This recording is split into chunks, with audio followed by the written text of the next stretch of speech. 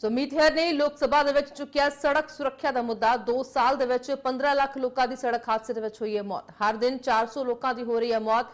ਪੰਜਾਬ ਦੇ ਵਿੱਚ ਲਗਾਤਾਰ ਘਟ ਰਹੇ ਨੇ ਸੜਕ ਹਾਦਸੇ। ਗਡਕਰੀ ਨੇ ਪੰਜਾਬ ਸੜਕ ਸੁਰੱਖਿਆ ਫੋਰਸ ਦੀ ਤਾਰੀਫ ਕੀਤੀ ਹੈ। ਸੋ ਮੀਥੇਰ ਨੇ ਲੋਕ ਸਭਾ ਦੇ ਵਿੱਚ ਸੜਕ ਸੁਰੱਖਿਆ ਦਾ ਮੁੱਦਾ ਚੁੱਕਿਆ, ਜਿੱਥੇ ਕਿ ਹਰ ਦਿਨ 400 ਲੋਕਾਂ ਦੀ ਮੌਤ ਹੋ ਰਹੀ ਹੈ ਤੇ ਉੱਥੇ ਹੀ ਸੜਕ ਸੁਰੱਖਿਆ ਫੋਰਸ ਕਰਕੇ ਜਿੱਥੇ ਕਿ ਪੰਜਾਬ ਦੇ ਵਿੱਚ ਹਾਦਸੇ ਨੇ ਕਾਫੀ ਜ਼ਿਆਦਾ ਘਟੇ ਨੇ। ਸੋ ਮੀਥੇਰ ਦੇ ਵੱਲੋਂ ਇਹ ਲੋਕ ਸਭਾ ਦੇ ਵਿੱਚ सड़क सुरक्षा का मुद्दा चुकिया।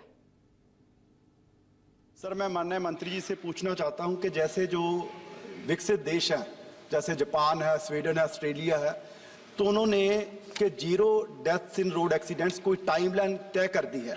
क्या हमारी भारत सरकार ने भी कोई टाइमलाइन तय की है कि 0 डेथ्स इन रोड एक्सीडेंट्स में हो?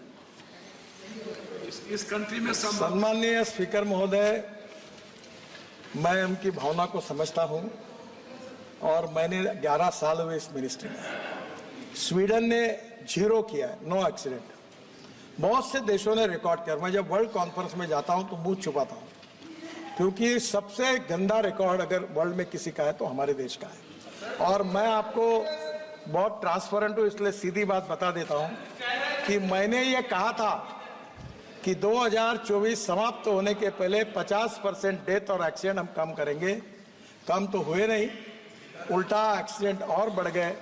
और ये एक ही सब्जेक्ट है कि जिसमें हमारे डिपार्टमेंट को सफलता नहीं मिली। उसके वेरियस रीजंस हैं। मैं आपको यही बताता हूँ कि जब तक समाज का सहयोग नहीं मिलेगा, ह्यूमन बिहेवियर नहीं बदलेगा, कानून के प्रति सम्मान पैदा नहीं होगा, तब तक ये मुश्किलें हैं। आप सबके सहयोग से पहला तो टारगेट हमारा फेल हो गया और उसको स्वीकार करने में मुझे कोई संकोच नहीं है, क्योंकि सच्चाई है। पर इसके बाद फिर हम तेजी से और काम तो लगे आपके सहयोग से। हम निश्चित रूप से आगे कोई टारगेट तो तय नहीं किया, पर कम करने की लगातार कोशिश करते हैं। और मैं इसलिए संवेदनशील हूँ कि मैं एक एक्सीडेंट का भुक्तभोगी हूँ। मैं लीडर ऑफ अपोजिशन था महाराष्ट्र में, विधानमंडल में, और पुलिस प्रोटेक्शन में पुलिस की सायरन वाली कार के साथ मेरे ड्राइवर को कैटरैक्ट था। मेरी पत्नी, मेरा बेटा और बेटी पूरे ट्रक के नीचे चले गए। वो टायर के कारण जो पीछे लटकता है उसके कारण जान बची है। और मैंने 2 साल में हॉस्पिटल में था। तो मैं इसके प्रति तो बहुत ही ज़्यादा संवेदनशील हूँ। पर दुर्भाग्यवश बहुत कोशिश करने के बाद भी जो कम ही है तो हुई नहीं, उल्टी बढ़ी है। ये चिंता का विषय है। आप सबके सहयोग से इस उद्देश्य को पूरा करने की कोशिश करेंगे।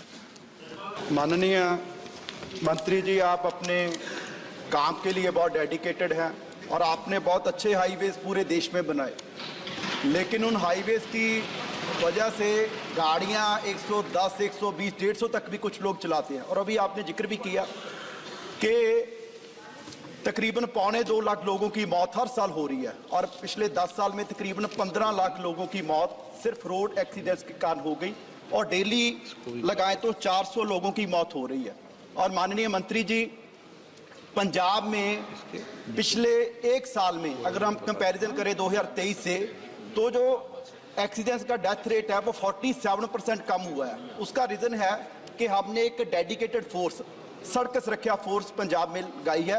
उसमें 1600 पुलिस ऑफिसर को डिप्लॉय किया है और हर 30 किलोमीटर के बाद एक टोयोटा की तकरीबन 40 लाख की गाड़ी लगाई गई है और उससे 47% जो डेथ रेट है वो कम हो गया।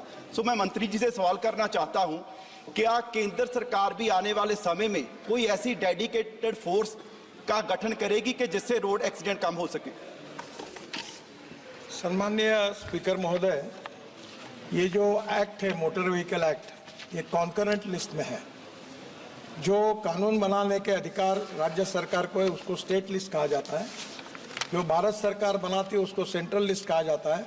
और जिसमें स्टेट और सेंट्रल दोनों करते हैं उनको कॉन्करेंट लिस्ट कहा जाता है। तो ये स्टेट गवर्नमेंट के अधिकार में है। मैं पंजाब सरकार को धन्यवाद दूंगा कि उन्होंने